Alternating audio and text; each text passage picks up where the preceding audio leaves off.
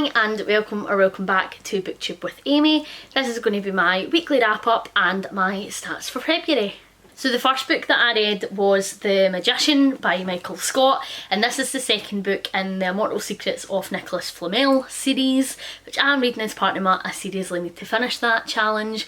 I'm really happy that I've continued with this one, but this one was an absolute chunky boy, so thick. This one didn't rate as highly for me as the first one did. I feel like this dragged on quite a bit, and I feel like there was quite a bit of filler in here that didn't really need to be in. I didn't enjoy this one as much, and it's made me quite apprehensive for the rest of the series because I thoroughly enjoyed the first one, but I just think they tried to fit too much into this book, to be honest. They could have cut out some of the filler stuff and like maybe put some stuff into the other books, because it looks like they thin out a bit, so like maybe they just ran out of steam with this one. I feel like this follows some classic middle grade tropes, and while that isn't a huge issue, I feel like the first book was pretty original and it had a really interesting magic system, and I really liked all your main characters, and in this one I sort of felt like it relied too much on tropes and trying to bring in like loads of other characters. So for example, we all know if there are siblings in a series that are part of a prophecy, then one of them's going to be good, one of them's going to be bad. It always happens. And lo and behold, the brother in here is fraternising with the enemy at some points, and I didn't really enjoy that. I felt like that was pretty predictable, and I feel like they were trying to make it like he was doing this for his sister, and you know, because he loved her so much and he didn't want to see her in any potential danger, and he felt like Nicholas Flamel was putting his sister in danger, and so he was doing it under the guise of I love her so much, I want to protect her. But in reality it was because he wanted to also get his own magic and his own powers unlocked, and he was really just feeling a wee bit selfish, and I just feel like that's quite overdone. Like, can we just move on and like not have that have to happen? Because I really like their sibling relationship, and I hate when shit like this happens, because either it's going to be like arch nemesises and for the rest of the series they're going to be battling it out, like, or she's just going to forgive him right away and everything's going to be fine because he made a wee mistake, and then it doesn't actually create any conflict or any real learnings for either of them. And so I just didn't really like that aspect of it. I feel like the kids in here were particularly harsh on Nicholas Flamel this book. They both sort of came to the understanding that he was an absolute twat, and they both feel like he had put them in danger and just in situations that they didn't really need to be in, and that potentially they can't trust them. And I feel like that's quite another common middle grade trope, is if you have like a couple of kids and then their leader, I guess, and they sort of start to have distrust for the leader and try and break out on their own, but then in the end, you know, turns out he wasn't the bad guy after all and everything's fine. Like, just feel like it's been a bit overdone. In terms of the characters in here, we've still got our main cast of characters on the goodie side and our main cast of characters on the baddie side, but like they both get absolutely beefed up, and we just meet so many different people. We meet like the Morrigan in here, who's part of like Irish folklore, and we meet like some Greek gods and goddesses in here, and we meet like fictional characters in here. I just feel like it was a bit much, and I really enjoyed the mixed mythology in the first one. That's something that I found really interesting and I thoroughly enjoyed, but I feel like it's too much here now. Like, if it just stuck with what we had, fine, but as the world's expanding, so are all the different mythologies and so are all these different cast of characters, and I felt this one was quite choppy and we didn't always need to be bringing in new characters. I feel like some of the characters were just brought in because they were only maybe even in it for a couple of chapters at some points, and I feel like they were in it just for filler, so that you felt like the plot was developing instead of like actual plot developments. And I'm quite a character driven reader, so if the character development in here was good, I think I would have been fine, but it just wasn't really. I don't think the characters were as well developed in the sequel, and I think that is just purely because we focused on plot and trying to fit as much in as we could, and it just really lacked the same oomph that the first book had. But I'll definitely be picking up the third one next month, and maybe after the third one I'll then make a decision on whether or not it is a series that I am going to continue, because at this stage I am not sure. I think I ended up rating that one a 3-star. I ended up giving it a 4 in the end, so just one down from the last book, but maybe it should have been a 3 because I feel like my gut's telling me a 3 now. Then I DNF'd The Woman Who Went to Bed for a Year by Sue Townsend. This was on my shelf destruct project for this year. I've had this book for a wee while now. Wee bit of backstory, because there's always backstory. Picked it up in a charity shop because Simon really likes Sue Townsend. He likes all your Diary of Adrian Mole books and has read them throughout his life. So I picked this up, and this actually sounded a wee bit like a me book. And he went, "It's terrible, don't buy it." And I says, "Well, we've different tastes in books, so I'm going to buy it." He was right. Simon, you can screen grab this, you can play it on repeat, you can make it your theme tune, your alarm tune. I'm saying publicly on the internet, you were right. It was rotten. I didn't even get too far in.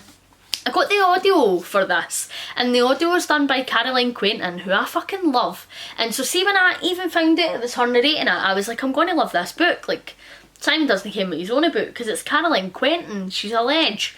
And no, even Caroline Quentin could get me through this. I'm unsure at the exact chapter I DNF'd, but I will find out. So I DNF'd it in the middle of chapter 5, so I was only 30 odd pages in. The premise of this book is essentially what it says in the tin.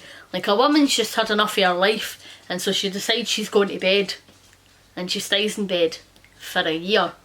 And I thought that sounded quite interesting, because I feel like there's a lot of pressure on women to be good mums, good wives, do all the house stuff, work, and so like, if it was somebody who had just been absolutely scunnered, they'd had enough and they thought, fuck the lot of you can do it all yourself, I'm away to my gaff, like, dinna disturb me, these are sorting everything. Like, I thought that could be quite funny, but also like maybe just a bit of a heartfelt novel about this one character who has just had enough. I thought we'd maybe explore a wee bit about mental health, and you know, like, have some good conversations in here.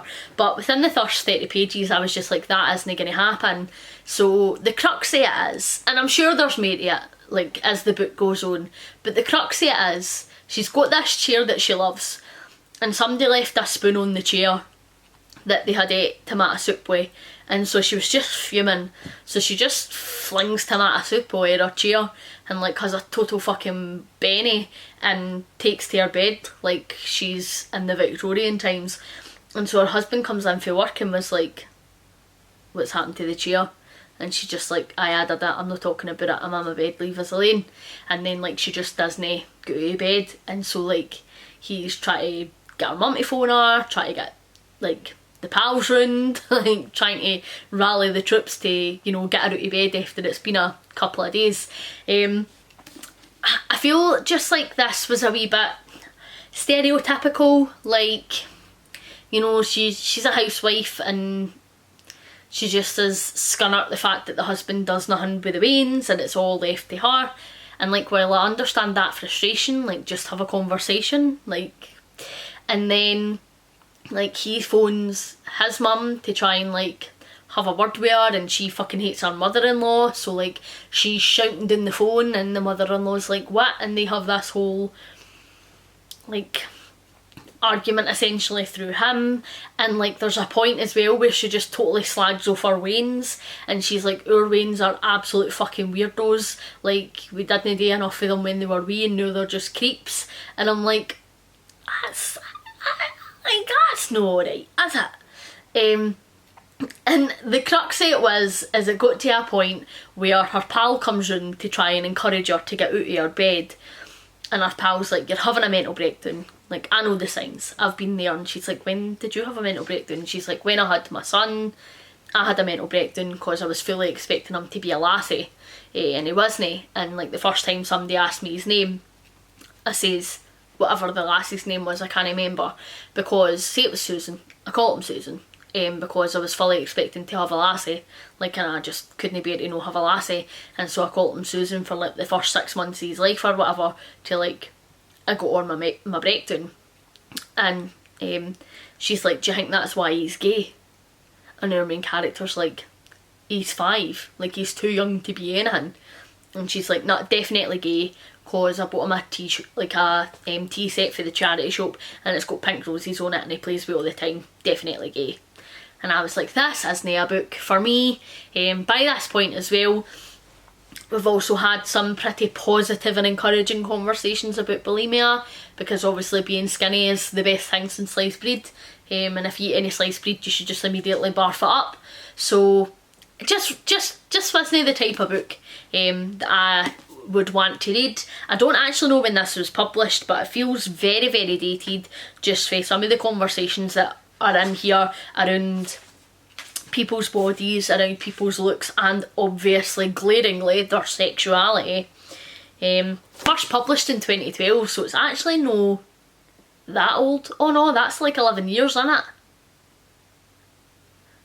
That is old. I just feel like that was yesterday. Well, it's quite an old book, so maybe a bit dated.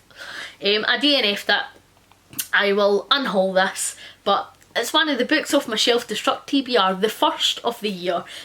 So as what it is, I thought it was shite, didn't buy it. And then I read Project Not, and this is by Chelsea Furedi. I was actually sent this by Harper Teen as an ARC to review, and they sent it to me because it's linked to Be Like On a Sunbeam.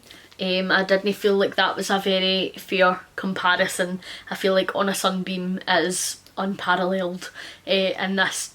The only similarities between this and On a Sunbeam is the fact that it's set in space and we have non-binary characters. They are the only similarities, so I don't feel like that is a very fair comparison. This is set in New Zealand, and we essentially have our main character, Ren, and he gets zoomed up to space, and he wakes up and he's like, what the fuck is happening? And there's this company for the future called Cryotech, and Cryotech have apparently perfected time travel. And so what they do is every year they run a programme where they pick a certain year for history, and they pick a whack of people for that time and bring them to the future, and then like they teach the people in the school what it was like to be alive during that time, and you know, different bits of pop culture and fashion and all the rest. And so it's like an immersive history experience, and then they're there for like 3 months or something, or 5 months, I can't remember, and then they get sent back to their home time and all their memories are wiped, so they don't remember it at all. Ren is going through a bit of a difficult time. He isn't very engaged with his education, and his mum and dad are like, something needs to be done, and they're contemplating sending him away for the summer. This prompts him to try and run away, and when he runs away, that's when he gets zoomed to the future. That's not a technical term, but it's just what we're calling it. And when he gets to the future, he's quite disorientated, understandably, and isn't really very engaged with the programme. He's not really pleased to be here, while a lot of the other people who are there seem to be pretty buzzing and really excited. He's just like, I'm no fussed. He struggles to engage because he basically doesn't see the point if his memory is going to be wiped, which like I get. And also he's got a lot of stuff that was unresolved back home that he just wants to get back to try and sort out, so he doesn't want to have like a 3 or 5 month gap in his life, basically. I didn't really care about the characters in here, I am not going to lie. I feel like I didn't care about any of the characters.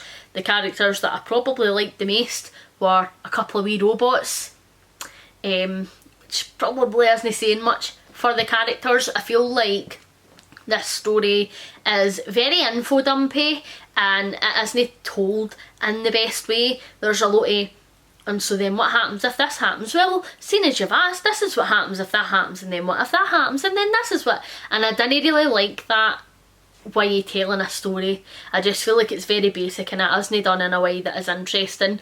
It could have been done a lot smoother. We could have found things out as we went. You know, show me, don't tell me. I'm very much a that type of reader, and I feel like that could have been done brilliantly in a graphic novel.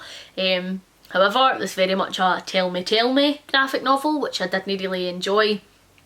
There is a lot of queer rep in here, so we've got a couple of gay characters, we've got a non-binary character, we have, in fact we've got 2 non-binary characters, so there's a decent bit of rep, but like, again, like even with that, like I felt like it was very...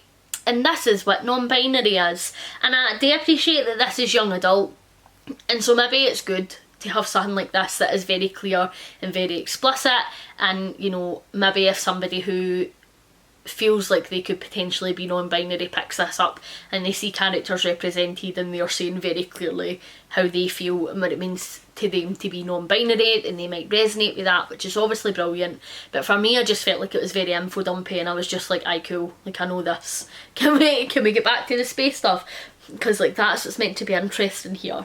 I also feel like it got quite complicated actually at points, because there's like a bit of a twist, and I didn't want to spoil this for anybody, so this is going to be like spoiler free.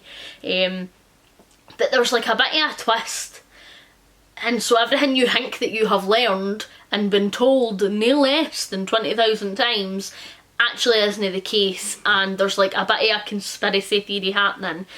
But it just got very confusing to me, and I struggled to keep up with the timelines and like what was happening at certain parts of this. I just don't think that it's written very well. It wasn't something that I would recommend somebody to run out and pick up. To be honest, it just really wasn't for me. And I feel as well like they do this quite annoying thing where they just slip spacey type words into dialogue, like as if that's a thing. Like somebody will be talking about their shoes and somebody else will be like, that's so astro. Is it though? Like, is it? Come on. That just was very cheesy, and I really didn't appreciate that. Like, I fucking hate books that do that. Like, no, didn't like it. I ended up rating this one a 2-star in the end, which I think is fair. Like, I really liked the artwork in it. I think that that's pretty cool. I really enjoyed that element of it. I felt like at parts of it was quite like Scott Pilgrim-y, where like somebody was saying something and then there'd be a bit at the bottom being like, that's not what's happening. Like this bit here, there's like a celebrity in it and somebody's talking about how their pal's got a shrine, and he's like, no I didn't, and then it's like, he totally does, and it shows you the shrine. And that was giving me like Scott Pilgrim vibes, and I really liked Scott Pilgrim. I read them when I was a teenager and I really enjoyed them. So bits of like that were quite funny and gave me a wee chuckle. And I liked the art style, I liked the concept, and I thought that some of it was quite amusing, but overall it just wasn't a graphic novel for me. Stat time. So these are my February stats. So I read 9 books, which made up 69% of my reading by female authors. I read 1 book, which made up 8% of my reading by non-binary authors. And then 3 books, which was 23% of my reading by male authors. So I'm really pleased with that split this month, especially because I've got some non-binary rep in there. I'm pleased. And then in my ethnicity split, I read 8 books by white authors, which is 62% of my reading, and then I read 5 books by BAME authors, which makes up 38% of my reading, so a massive difference there compared to last month, where I read all white authors, so I'm really pleased with where that's sitting. I made a commitment to try and read 15 books by BAME authors this year, and that is 5 already done within the 1 month, so I'm really chuffed with how I've done there. In terms of my queer split, I read 7 books, which made up 54% of my reading, that were queer, versus 6 books, which was 46% of my reading, that were not. Again, I'm happy to have that be about 50-50. I'm really chuffed with where that's sitting. I'm not too bothered that obviously I've read more queer than not. I'd maybe be a wee bit bothered if it was the other way, but as close to 50-50 as possible, I'm happy. So then in terms of what genres I was reading this month, so I read 4 books that were YA fantasy. I read 3 books that were cosy mystery. I read a classic, a contemporary, a graphic novel, a literary fiction, a middle grade, and then a paranormal romance. And I think that is the biggest genre split I've had so far this year. I mean, I'm saying so far this year, it's February, but I'm really pleased with the amount of different genres that are coming in, and I'm really pleased that I've still got some literary fiction in there as well. I'm trying to make that more a focus this year, so I'm pleased with that. Then we know I'm trying to read more series than I am standalones. So 9 books that I read were part of a series, which made up 69% of my reading, versus 4 books that made up 31% that were standalones. So chuffed with that, because it means my seriously need to finish this project is actually working. I am, well, hopefully continuing series and not just starting loads of new ones. It seems to be going pretty well, so I'm chuffed with where that sits. In terms of my rating, so my ethnicity rating, I rated BAME authors higher this month. I rated them 3.8, whereas my white authors I rated 3.75. Not really much of a difference there at all, to be honest. And then if we go into gender, I rated the non-binary author 5, I rated the male authors 4, and then I rated my female authors 3.56 stars. My queer books, I'm surprised at this actually. I rated my non-queer books higher than my queer books. So the books that were not queer I rated 4.17 versus the books that were queer coming in at 3.43. I don't even think that there's anything that sticks out in my head that makes me think, oh aye, that book was queer and absolutely dreadful. So interesting.